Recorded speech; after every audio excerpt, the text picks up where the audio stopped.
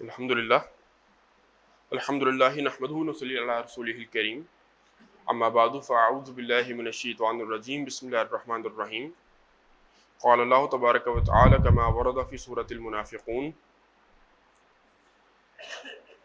ذالک بانہم آمنوا ثم کفروا فطبع علی قلوبہم فہم لا یفقہون وَإِذَا رَأَيْتَهُمْ تُعْجِبُكَ أَجْسَامُهُمْ وَإِنْ يَقُولُوا تَسْمَعْ لِقَوْلِهِمْ كَأَنَّهُمْ خُشُبٌ مُّسَنَّدَةٌ يَحْسَبُونَ كُلَّ صَيْحَةٍ عَلَيْهِمْ هُمُ الْعَدُوُّ فَاحْذَرْهُمْ قَاتَلَهُمُ اللَّهُ أَنَّ يُؤْفَكُونَ رَبِّ اشْرَحْ لِي صَدْرِي وَيَسِّرْ لِي أَمْرِي وَاحْلُلْ عُقْدَةً مِّن لِّسَانِي يَفْقَهُوا قَوْلِي اللهم أرنا الحق حقا وارزقنا اتباعه وارنا الباطل باطلا وارزقنا اجتنابه آمین یا رب العالمین۔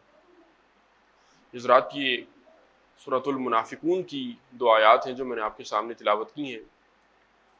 جیسا کہ میں نے پہلے بھی ذکر کیا تھا کہ قرآن مجید میں یہ تین صورتیں انتہائی جامع ہیں اس مضمون کو سمجھنے کے لیے، منافقت کے مضمون کو سمجھنے کے لیے۔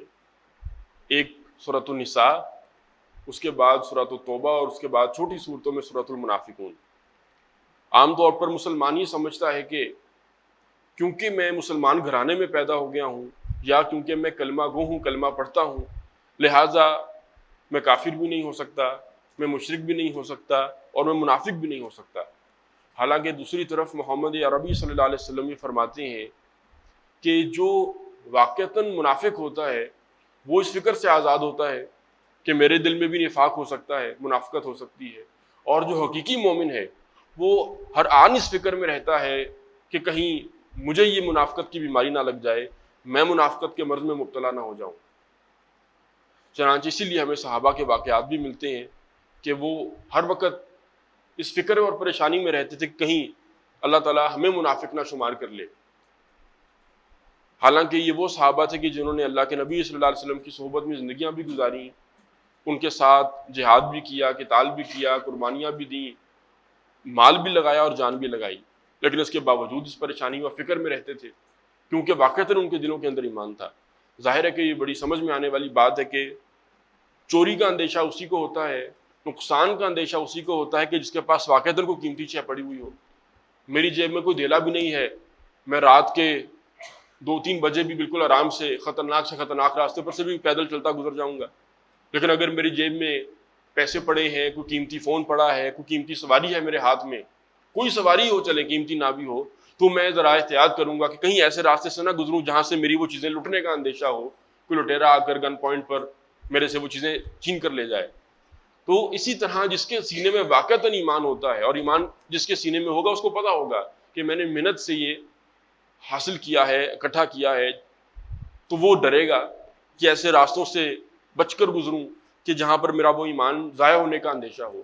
جس نے کبھی محنت ہی نہیں کی اپنے دل میں ایمان پیدا کرنے کی، تو ظاہر ہے کہ اس کو اس طرح کا کوئی خوف بھی نہیں ہوگا، اندیشہ بھی نہیں ہوگا۔ جس طرح مٹیریل چیزوں کے بارے میں بات سمجھ میں آتی ہے، ایمان کے بارے میں بھی آتی ہے۔ تو لہٰذا یہ دوگلے لوگ جو ہوتے ہیں، یاد رکھیے کہ یہ دنیا میں ہمیشہ سے رہے ہیں، نبی اکرم صلی اللہ علیہ وسلم کے دور میں بھی تھے کہ منہ پر آپ کے کچھ اور ہیں، حقیقت میں اندر سے وہ کچھ اور ہیں۔ اب یہ مضامین جب بھی ہم دین کے اندر پڑھیں، قرآن مجید میں کثرت کے ساتھ یہ چیزیں آئی ہیں، تو ظاہر ہے کہ اس میں دو چیزیں ذہن میں رہنی چاہیے۔ نمبر ایک، انسان قرآن مجید کے آئینے میں اپنا عکس دیکھنے کی کوشش کرے، اپنی حقیقت پر غور کرے کہ قرآن مجید جس کردار پر تنبیہ کر رہا ہے، تنقید کر رہا ہے، کہیں میں ان لوگوں میں سے تو نہیں ہوں، اور اگر میں ان لوگوں میں سے ہوں تو اپنی صفائی، اپنا تزکیہ انسان اللہ تعالیٰ کی بہت بڑا احسان ہے، نعمت ہے اللہ تعالیٰ کی۔ اگر کسی انسان کو یہ احساس ہو جائے کہ جو اللہ تعالیٰ نے منافقوں کے اوصاف بتائے ہیں یہ تو میرے اندر بھی پائے جاتے ہیں، یہ ساری حرکتیں تو میں بھی کرتا ہوں۔ اور واقعہ یہ ہے کہ کوئی بھی مسلمان آج کے دور میں وہ اپنا دل صاف کر کے، مخلص ہو کر، خلوص نیت کے ساتھ قرآن مجید کو پڑھے، اپنی ہدایت کے لیے پڑھے، تو محسوس یہ ہوتا ہے کہ قرآن مجید میں جتنی بھی منافقوں کی کیٹیگریز ہیں، جتنے بھی اوصاف ہیں، وہ سارے کے سارے میرے میں پائے جاتے ہیں، ہمارے میں پائے جاتے ہیں۔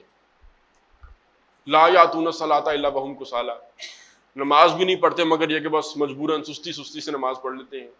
مفسرین لکھتے ہیں کہ بعض ایسے بھی تھے کہ جو بس لوگوں کو دکھانے کے لیے کہ اگلی صف کے نمازی ہیں ہم، مجبوراً مسجد میں آ جاتے تھے، کچھ تو شاید وضو بھی نہیں کرتے تھے یا نیت بھی کیے بغیر کھڑے ہو جاتے تھے کہ پتہ تو چلتا رہے کہ لوگوں کو میں بھی مسلمان ہوں۔ ایسی کیٹیگری بھی تھی۔ پھر یہ بھی یاد رکھیے گا کہ ایک بندہ جس نے کلمہ پڑھ لیا، جس نے کلمہ پڑھ لیا وہ دار اسلام میں داخل ہو گیا. اب دنیا کے کسی انسان کو یہ اختیار حاصل نہیں ہے کہ وہ اس کو کافر کہے، بلکہ حدیث آپ جانتے ہیں مشہور ہے کہ کفر لوٹ آتا ہے کہنے والے کے اوپر، اللہ یہ کہ کفر بواح نظر آ رہا ہو کہ بندہ کفری اعمال کر رہا ہے، وہ اپنے منہ سے مانتا ہے کہ میں کافر ہوں، میں کفریہ چیزوں کو جائز سمجھتا ہوں یا کرتا ہوں، وہ دوسری بات ہو جائے گی. لیکن جس نے کلمہ پڑھ لیا وہ مسلمان ہے، قانونی اعتبار سے 100% مسلمان ہے. لیکن اب اس میں پھر دو کیٹیگریز بن جائیں گی. ایک وہ بندہ کہ جس کے دل کے اندر ایمان موجود ہے اور اس کی زندگی بتا رہی ہے کہ یہ محمد عربی صلی اللہ علیہ وسلم کا ماننے والا ہے، اللہ تعالیٰ کے اتارے ہوئے قانون کے مطابق زندگی گزارنے والا ہے، قرآن مجید کی ہدایت کو اون کرتا ہے اور محمد رسول اللہ صلی اللہ علیہ وسلم کی شخصیت اور ان کے کردار کو، ان کی سنت کو اون کرتا ہے کہ میرے نبی کی سنت ہے. ایک یہ بندہ ہے تو اس کو قرآن مومن کہتا ہے. مسلمان کے اندر اب دو کیٹیگریز بن گئی، ایک مومن ہو گیا جو سچا مومن ہے، ایمان ہے اس کے دل میں. دوسری طرف کہ جس نے کلمہ تو پڑھ لیا لیکن اب جب دین پر چلنا شروع کیا تو دین دیکھتا ہے کہ قربانیاں مانگ رہا ہے، دین مال بھی مانگتا ہے، دین جان بھی مانگتا ہے، برائیوں کو چھوڑنا بھی قربانی ہے، اپنے فرائض واجبات کے اوپر ثابت قدمی کے ساتھ ڈٹے رہنا یہ بھی اپنی جگہ قربانی مانگتا ہے. تو جب وہ دیکھتا ہے کہ راستے میں مشکلات بھی ہیں تو ایسا بندہ پھر دین سے عملاً بیک ٹریک ہونا شروع ہو جاتا ہے، پیچھے آنا شروع کر دیتا ہے. ایسے بندے کو پھر قرآن کہتا ہے کہ یہ منافق لوگ ہیں. سورۃ النساء کی بڑی بہترین آیت ہے اس مضمون کو سمجھانے کے لیے کہ ان الذین آمنوا ثم کفروا ثم آمنوا ثم کفروا ثم ازدادوا کفرا، کہ یقیناً وہ لوگ کہ جو ایمان کے راستوں پر چلے لیکن اس کے بعد پھر جب محسوس کیا کہ مشکلیں ہیں، قربانیاں ہیں، پھر کفر کے راستے پر چل پڑے، پھر اس کے بعد ایمان کے راستوں پر چلے.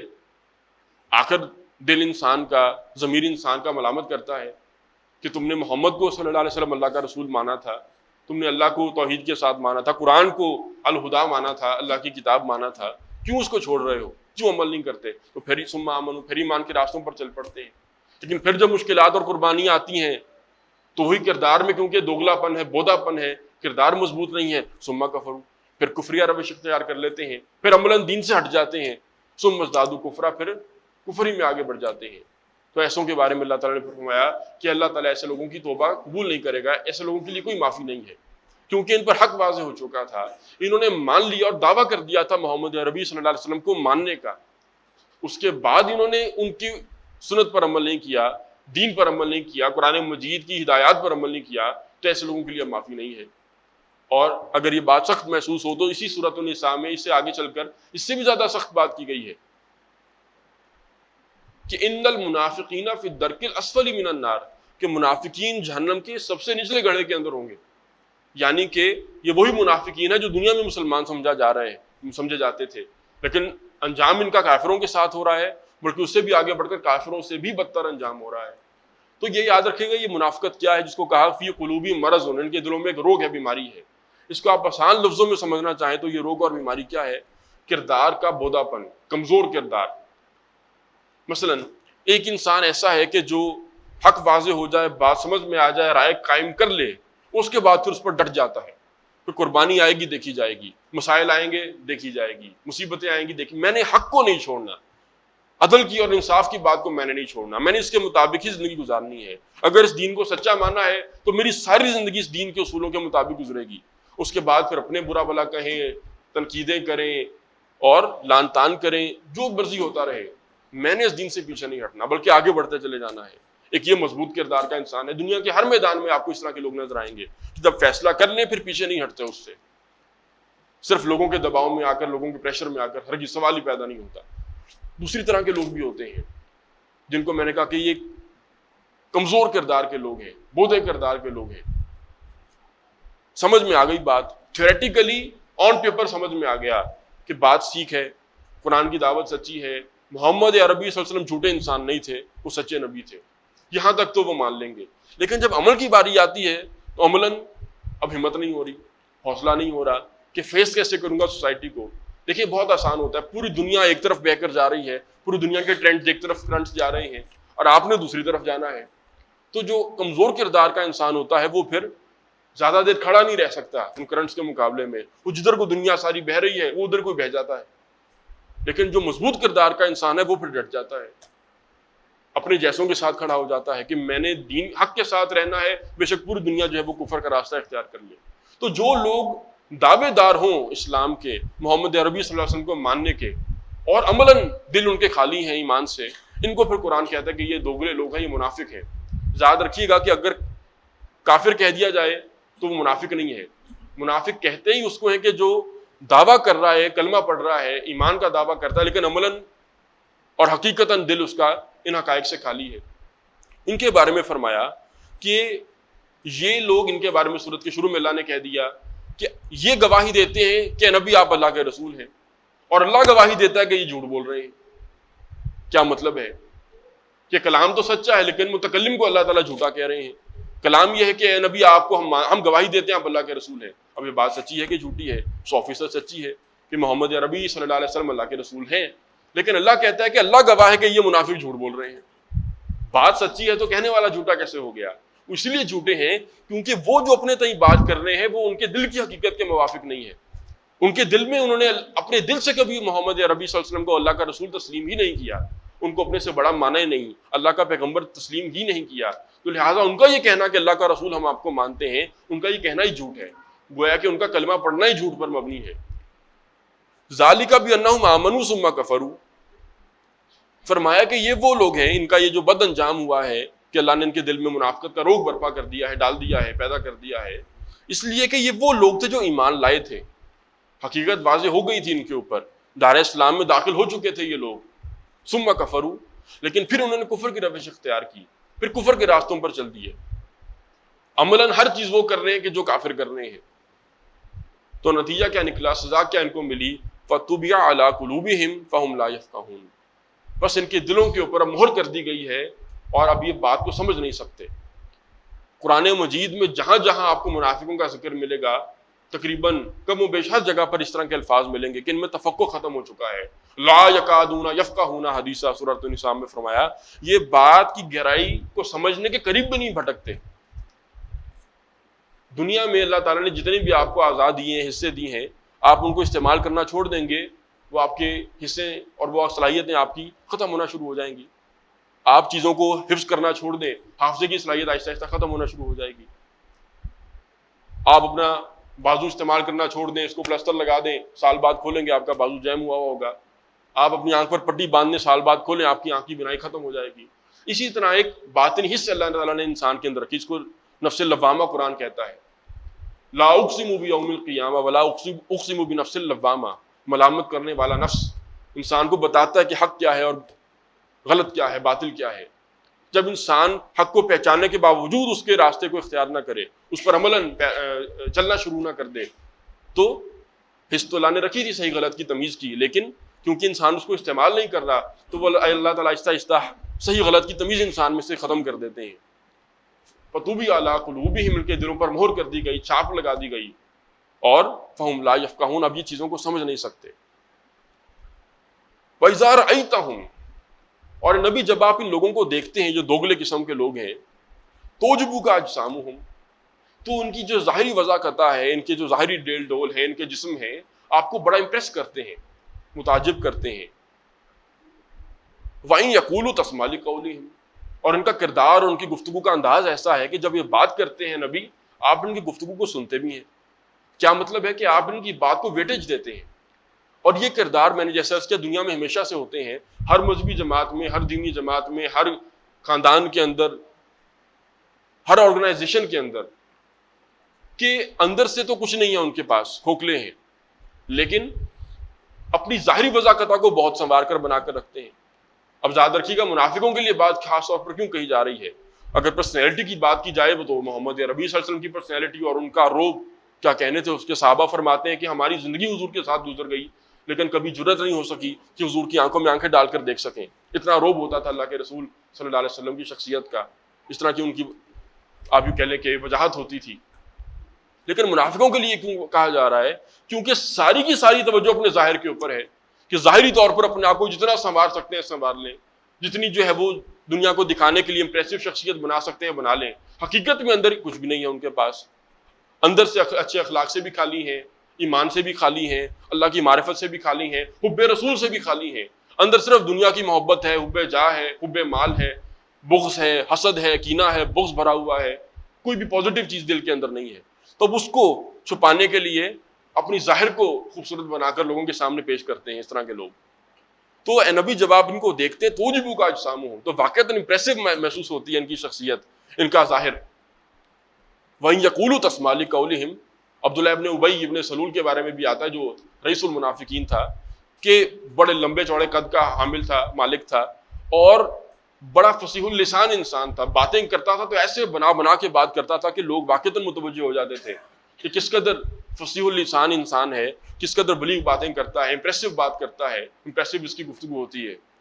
تو جب یہ بات کرتے ہیں آپ سنتے ہیں ان کی بات کو, کأنہم خشب مسندہ. واقعہ یہ ہے کہ قرآن مجید میں مختلف حقائق کو سمجھانے کے لیے مختلف مثالیں دی گئی ہیں. یہ جو مثال یہاں دی گئی ہے منافقوں کی شخصیت کو سمجھانے کے لیے, ان کے کردار کو سمجھانے کے لیے, شاید یہ مبالغہ نہیں ہوگا کہ اگر میں کہوں کہ قرآن مجید کی امثال میں سے, مثالوں میں سے بلیغ ترین مثالوں میں ہے یہ. اتنی گہری مثال اللہ تعالیٰ نے دی, آپ جتنا اس پر غور کرتے رہیں, جتنا تدبر کریں, آپ کو نئے پہلو سے یہ بات سمجھ میں آئے گی, اس کے مختلف پہلو سامنے آئیں گے. یہ جو دوگلے لوگ ہوتے ہیں ان کی مثال اللہ تعالیٰ کیسے دے رہے ہیں, کأنہم خشب مسندہ. ان کی مثال ایسے ہے کہ جیسے لکڑیاں ہوتی ہیں جن کو سہارا دے کر کھڑا کیا گیا ہے. مسندہ, سند کہتے ہیں ٹیک کو, اور مسند کہتے ہیں جہاں پر ٹیک لگا کر بیٹھا جائے. بادشاہوں کی مسندیں ہوتی تھیں. اسی طرح حدیث میں سند آتی ہے کہ فلاں راوی نے اس کا سہارا لیا, اس نے اس کا سہارا لیا, اس نے پھر فلاں صحابی کے سہارے پر لے کر بات کی, اللہ کے رسول کا پیغام آگے پہنچایا. مسند جس کو سہارا دے کر کھڑا کیا گیا ہے وہ مسندہ. تو ان منافقوں کی مثال ایسے ہے کہ جیسے کہ لکڑی ہے, اس کا تنا کاٹ کر اس کو سہارا دے کر اب کھڑا کیا گیا ہے. اس پر گھنٹوں کی گفتگو ہو سکتی ہے, اور مفسرین نے بڑا کمال کے کلام کیے ہیں اس ایک صرف مثال کے اوپر. یہ جو دوگلے قسم کے لوگ ہوتے ہیں یہ اندر سے خود خالی ہیں, نہ ایمان ہے, نہ دین ہے, نہ دنیا کے اعتبار سے ان کے پاس کچھ ہے.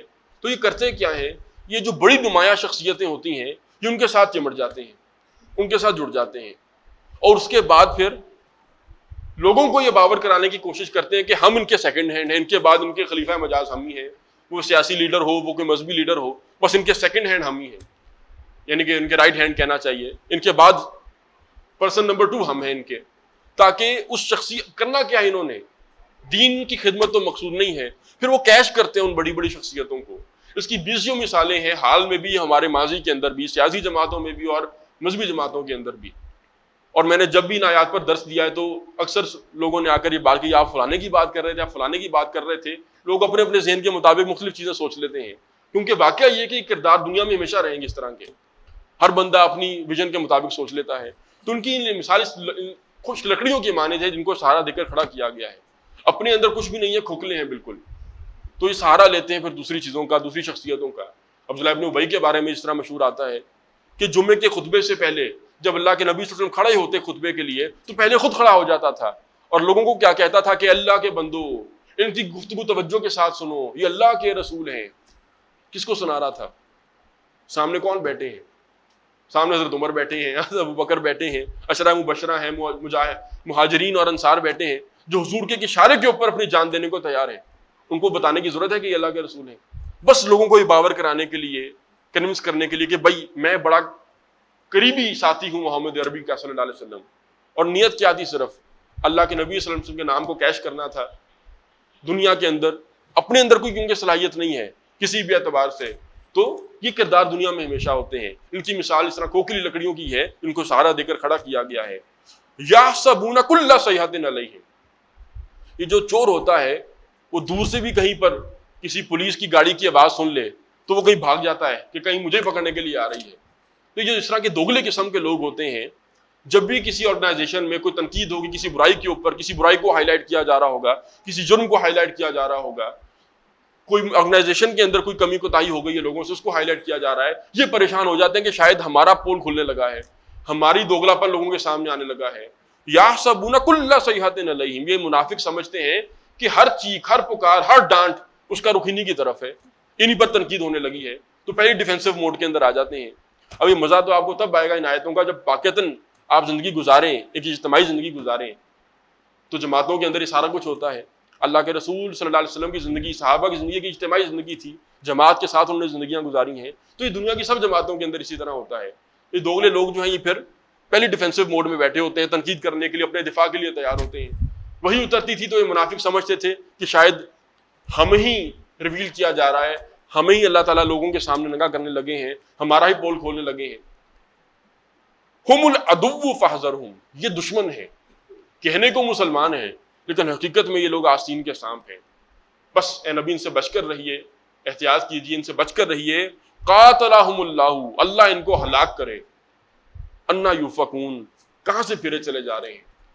کس قدر ایک مسلمان جب کلمہ پڑھ لیتا ہے، خصوصاً اس دور کے مسلمان جنہوں نے محمد رسول اللہ صلی اللہ علیہ وسلم کو واقعتاً مان لیا، حضور کے پیچھے نمازیں تک پڑھی انہوں نے، حضور کی زبان سے قرآن انہوں نے سنا، لیکن پھر بھی دل سے حضور کو اپنا بڑا تسلیم نہیں کیا، کس قدر بدبختی تھی۔ انا یوفکون، کس قدر قریب آ کر لوٹ رہے ہیں یہاں سے۔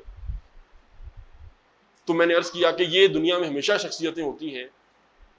آج ہمارا کام کیا ہے کہ ہم پہلے تو دیکھیں کہ کیا میں یہاں پر تو نہیں کھڑا، کیا میرے اندر یہ منافقت تو نہیں ہے کہ دعوے اسلام کے ہیں، عشق رسول کے ہیں، لیکن حقیقت میں دنیا میں کی محبت اور حب مال، مال کی محبت اور لوگوں کے سامنے عزت کی محبت، یہی چیزیں میرے دل کے اندر بھری ہیں۔ اگر تو ہیں تو پھر اپنے تزکیے کی شدید ضرورت ہے، اگر نہیں ہے تو اگلا سٹیپ ہے پھر کہ ایسے لوگوں سے انسان بچے، اپنے آپ کو بچائے، کہ اس طرح کے لوگوں کے ساتھ جب مومن مل جائے تو پھر اس کا بھی ایمان کھینچ لیتی ہیں۔ اللہ تعالیٰ اپنی ایمان کی حفاظت کرنے کی توفیق عطا فرمائے، اور ایسے دوگلے لچھے دار باتیں کرنے والے لوگوں سے اللہ تعالیٰ بچنے کی توفیق عطا فرمائے۔ بارک اللہ لی و لکم فی القرآن العظیم و نفعنی و ایاکم بالآیات و ذکر الحکیم۔